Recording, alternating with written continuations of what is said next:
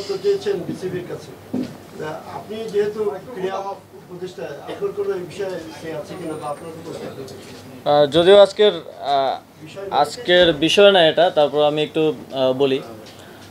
আর BCB এ বিষয়ে হয়তো একটা বক্তব্য দিয়েছে এবং রাষ্ট্রের জায়গা থেকে রাষ্ট্র প্রত্যেক নাগরিককেই নিরাপত্তা দিতে বাধ্য এবং সেটা আমরা তো অবশ্যই করব।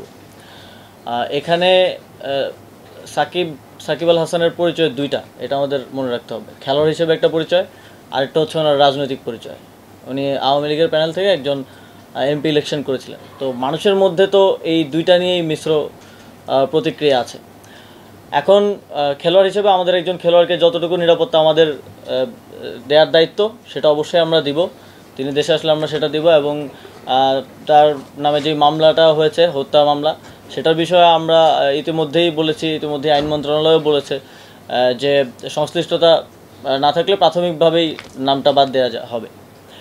কিন্তু ওনার রাজনৈতিক পরিচয়ের কারণে জনগণের মধ্যে যদি ক্ষোভ থাকে, তাহলে মনে করেন আমার নিরাপত্তার জন্য কয়জন, 5 জন পুলিশ কনস্টেবল থাকে আর একজন গানম্যান থাকে।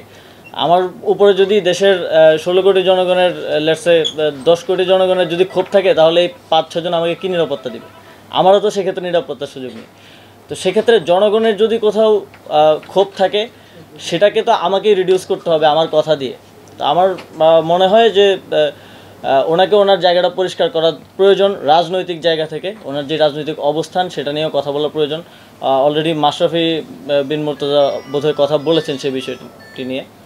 তো জনগণের পক্ষ থেকে যদি নিরাপত্তা ঝুঁকি থাকে, সেটা কেউই কাউকে আসলে দিতে পারবে না। শেখ হাসিনাকেও তো নিরাপত্তা দেওয়া যায়নি, তাকে দেশ ছেড়ে পালাতে হয়েছে।